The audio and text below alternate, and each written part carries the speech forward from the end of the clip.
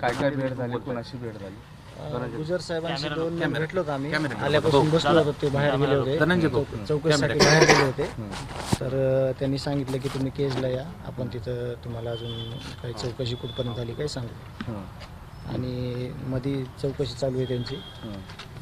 Ladies आहेत, वाल्मिक कराड यांच्या दुसऱ्या पत्नी आहेत ज्योती जाधव, त्यांची चौकशी चालू आहे. मध्ये तुम्हाला बोलवलं होतं का तुम्ही स्वतः? आम्ही स्वतः आलो होतो. भाऊ तुम्ही हायकोर्टामध्ये याचिका दाखल केली. मी बोलतो त्याच्यावर उद्या नंतर. कशामुळे केली थोडीशी माहिती फक्त असावी. नंतर उद्या बोलतो मी तुम्हाला. तुम्ही तपासावर समाधानी नाहीत म्हणून याचिका तपासावर समाधानीचा विषय नाही. आम्ही सगळ्यांवर भरोसा व्यक्त केलाय. आम्ही मुख्यमंत्री साहेबांवर, तपास यंत्रणेवर आम्ही विश्वास देतोय. फक्त काय आहे की आमच्या भावना आहेत जनसामान्यांच्या की लवकरात लवकर हे सगळं झालं पाहिजे. त्या दिशेनं ते करतायत काम सगळं.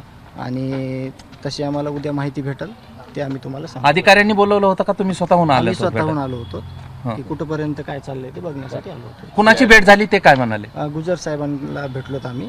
एक जास्त काही वेळ तुमच्यासोबतच हो, आत्ताच आले ते. हो. त्याच्यामुळे जास्त काही बोलणं झालं नाही. उद्या आम्ही भेटणार आहे सविस्तर. ज्या महिलांना आणलेलं आहे त्या महिलांचं काय संबंध आहे, काय प्रकरण आहे? काय ते त्यांना माहिती आहे. आता ते तुम्ही त्या ते कोण आहेत? त्यांच्या पत्नी आहेत त्या काय नाव? ज्योती जाधव. त्यांना अटक केलं का ताब्यात नाही, घेतलंय? त्यांचं चौकशी चालू आहे त्यांची.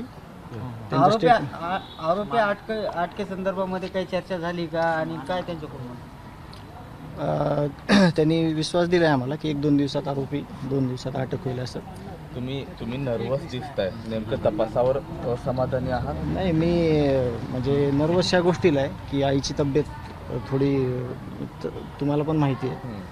आणि सध्या काय आहे की 20 दिवस झाले यातच आहे मी. आणि मी बोलतोय तुम्हाला प्रामुख्यानं तुम्हाला कुठलीच गोष्ट तुम्ही जे काम करताय त्याच्यावर मी तुम्हाला कधीच एक चुकीची गोष्ट बोललो नाही. पण आता काय झालं थोडं की मी जास्त प्रसारमाध्यमांना बोलणं रोज कमीत कमी नाही म्हणलं तरी सगळ्या स्तरातले लोक येतात, त्यांना मीच बोलतोय, व्यवस्थित सांगतोय काय झालं कसं झालं. कारण आलेले लोक आपलं सांत्वन करायला येतात आणि मग आपण त्यांना जर नाही बोललो तर मग त्यांना वाटू नये किंवा आपल्याला काही बोलले नाही, आपल्याला सांगितलं नाही, म्हणून त्यांना बोलतो. आणि कंटिन्यू हे काम चालू आहे 20 दिवसापासून, म्हणून तुम्हाला तसा चेहरा वगैरे दिसायला.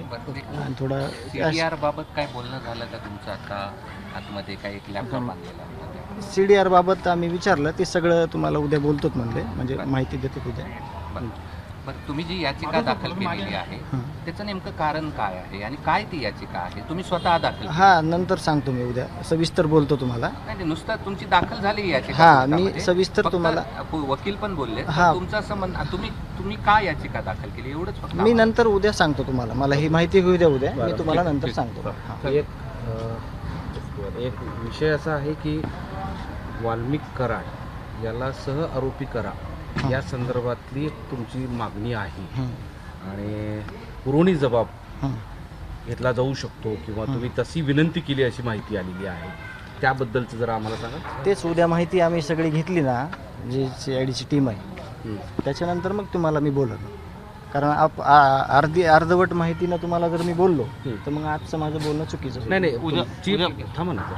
याला तुमची पोलिसांकडे या सगळ्या सिस्टीमकडे काय मागणी आहे पुरवणी जबाबाबद्दल? ते आम्ही उद्या ज्यावेळेस आम्हाला कळलं ना सगळं, म्हणजे आता त्यांच्यावर पण काही गोष्टी कसं असतंय, आपण आत्ता लगेच म्हणलो सगळं की मग सगळं आपल्याला मटेरियल पोचू शकत नाही, त्यांचा पण आपल्याला विचार करावा लागतो. तर त्याच्यामुळं उद्या आम्हाला ज्यावेळेस सगळी माहिती कळेल, आज पण मी इथं स्वतःहून आलोय, उद्या पण मी तिथं जाणार आहे, मला बोलवलंय उद्या. माहिती घेऊन मी तुम्हाला सविस्तर सगळ्यांना बोललो. तुम्हाला सगळ्या पत्रकार बंधूंना माहिती आहे, मी पहिल्या दिवशीपासून तुमच्या दूर कुठेही गेलेलो नाही, तुमच्या समोर आहे. आणि जे आहे, ज्या गोष्टी आहेत त्या तुम्हाला मी शेअर करतो. आहे की तुम्ही तुमचा आग्रह आहे, तुमची विनंती आहे पोलिसांना, प्रशासनाला किंवा सहआरोपी करा म्हणून त्या संदर्भात जबाब द्यायला तुम्ही. माझी एक विनंती आहे तुम्हाला सगळ्यांना, आणि तुम्ही ही म्हणजे गांभीर्यपूर्वक लक्षात घ्या.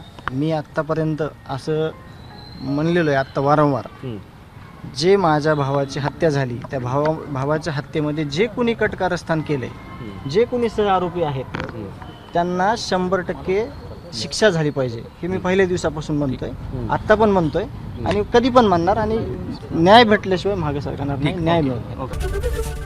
ABP माझा, उघडा डोळे बघा नीट.